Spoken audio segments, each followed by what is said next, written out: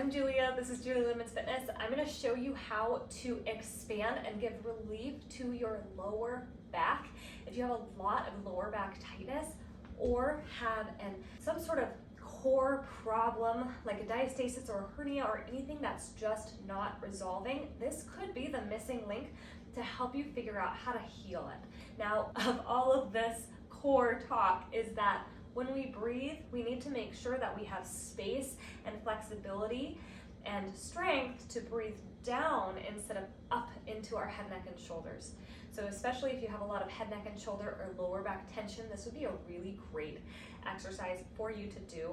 I'm going to show you two versions, the first and then the second. You can use TRX bands if you are in a gym setting, or you can use any door frame or maybe even a kitchen sink. As long as you can target the right muscles, then we are in a good space to start this exercise. So when I am starting, I want to not be too close to the wall. I want my feet to be a little farther away from the wall. I'm going to grab on to the door frame like this, okay, and trying to center my hands between, but it's a door frame, so I only have so much flexibility. My goal is to have my feet flat on the floor. I'm going to squat downward and I'm going to round through the lower back. So I really want to push right here into my lower back and get all of that rounding to come right through my lower back. And now what I'm doing is I don't want to come so close that I'm sitting on the floor. So I want to scoot back a little bit more.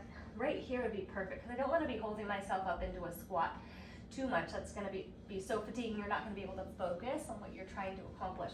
So a nice squat and enough reach that you're able to round through the spine and push a little bit away from the wall.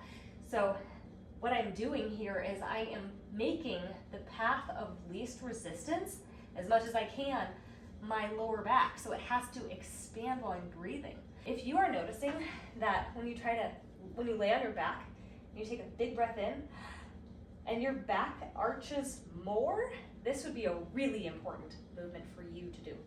So back to position, my butt's not on the floor, my feet are flat on the floor, I'm reaching and I'm pushing a little bit away from the wall while I'm grabbing and holding on. Now this is helping me round more through the spine, and I'm going to try to breathe in, putting all the breath right here in my lower back. I'm going to breathe in, and I'm trying really, really hard to move that lower back.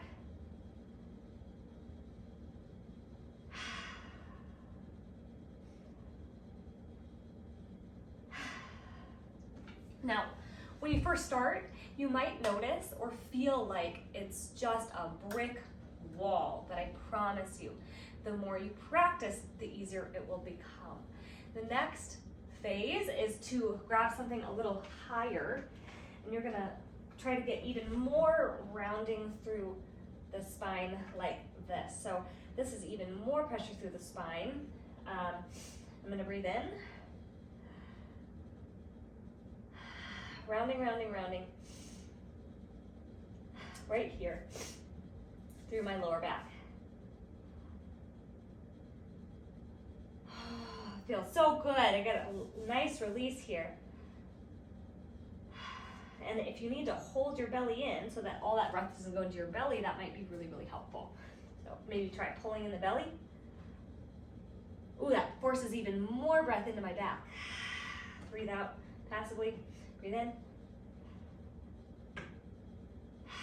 Yep, even more expansion into the back. This will help to correct your breathing pattern, help you make sure that breath is able to go into your lower back, and so that you don't have any areas of restriction in your core all the way around, so you can really get an effective 360-degree breath, and that when you're breathing, when you're doing anything else, you're not getting all this gripping in your lower back. This will help it expand, because if I practice breathing like this and I just get it to move a little more, just like we do with rib cage and belly and back, then we'll really have an effective breathing pattern, and overall that will carry over into all the exercises we're doing in our strength training sessions, and we will have a more effective core training protocol that will be able to integrate into all the other things that we're doing. I hope that all makes sense. Let me know in the comments if you have any questions. I'm Julia. This is Julia Lemons Fitness. Email me at julia@julialemonsfitness.com if you're interested in working with me, or visit julialemonsfitness.com/postpartum navigators if you want an amazing postpartum core exercise solution. Thanks for watching.